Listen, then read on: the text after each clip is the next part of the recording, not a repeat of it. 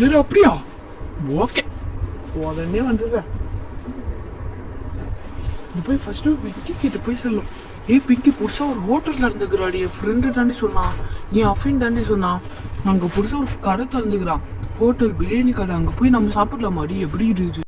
அப்படி என்னன்னா அங்கே கடை திறந்துது, அப்புறம் தடுத்த கடை நம்மளுக்கு தெரியவே தெரியாது. நம்ம தெருவில் திறந்தா நம்மளுக்கு முன்னாடியே தெரியுமே. இது என்ன புதுசாக இருக்குது?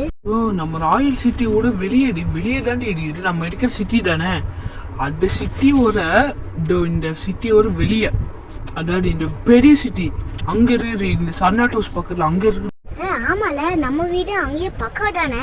நான் ஒரு மிஞ்சி போனா 6 கிலோமீட்டர் தாண்டா இருக்கும் இங்க இருந்து சர்னாட் ஹவுஸ்.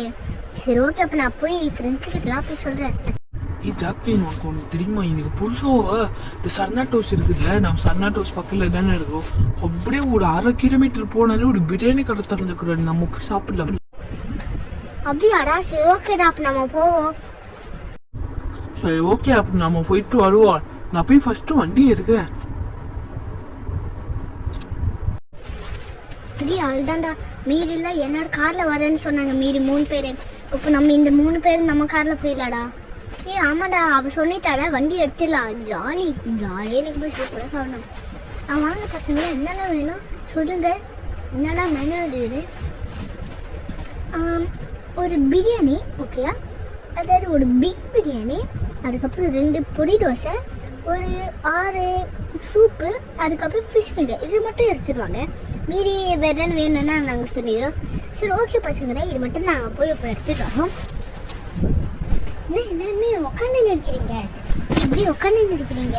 இன்னும் நீங்கள் இப்படி நின்று நீங்கள் சும்மா என்ன ஆயிடுச்சு?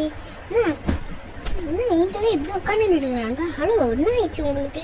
ஏன் இப்படி உட்காந்து நிற்கிறீங்க? கஸ்டமர் வேறு வந்துட்டுறாங்க, அதுவும் சின்ன பசங்க வேறு ரொம்ப அதிகமாக வேறு ஆர்டர் பண்ணிக்கிறாங்க. நான் போய் மேனேஜ்மெண்ட் ஏரியா வேறு பார்க்கணும். நீங்கள் எல்லாமே செய்யுங்க. ஒரு பிரியாணி ஃபஸ்ட்டு செய்யுங்க. அப்பா பிரியாணியா? சரி ஓகே, ஃபஸ்ட்டு அடுப்பு ஆன் வச்சாச்சு. அரிசியை ஊற வைக்கணும். ஃபஸ்ட்டு அரிசி ஊற வச்சு ஃபஸ்ட்டு அவங்களுக்கு தண்ணி இதான் தேவையா கேட்போம். பசங்களை இதாங்க தண்ணி இருக்குது, தண்ணி வேணுமா குடிச்சுக்கோங்க. சரி ஓகே ஆண்டி, ஓகே நம்ம போவோம். ஃபஸ்ட்டு சரி ஓகே, பிரியாணி நல்லா வேண்டிச்சு போல. சர்வர் நீங்கள் மட்டும் அதை போய் சர்வ் பண்ணிடுறீங்களா? ஓகே, நாங்கள் போய் சர்வ் பண்ணிடுவோம். ஓகே, இதில் போய் நம்ம எடுத்துருவோம். ஓகே, அது வரைக்கும் நம்ம தட்டுலாம் எடுத்து வைப்போம்.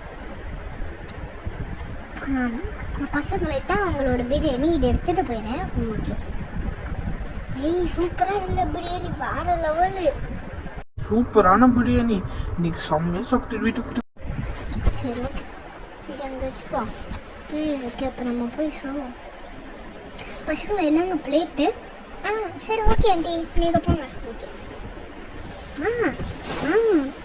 ஓனர் ஏன் இங்கே நிற்கிறீங்க? என்னாச்சு? எதுவும் பிரச்சனையா? அதெல்லாம் எதுவும் இல்லைம்மா, இந்த காசு சொல்லலாம்னா வந்தேன். ஓகேயா, வந்தால் காசு சொல்லிட்டு போகல. நான் சொல்லிடுறேன் ஓனர். வேணுமா, நானே சொல்லிடுறேன், நீ போய் வேலையெல்லாம் பாரு. பசங்க கிட்ட சொல்லணும். பசங்களாம் மொத்தம் 1355 ருபீஸ் ஆயிடுச்சு. யார் பே பண்ணுறீங்க?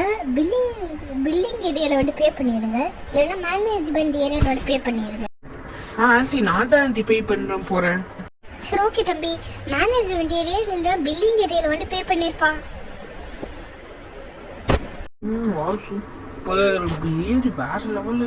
வீடியோ பிடிச்சிட்டா லைக் பண்ணுங்க, ஷேர் பண்ணுங்க, அது மட்டும் இல்லாமல் சர்ப்ரைஸ் பண்ணுங்க. நிறைய சர்ப்ரைஸ் வேணும்.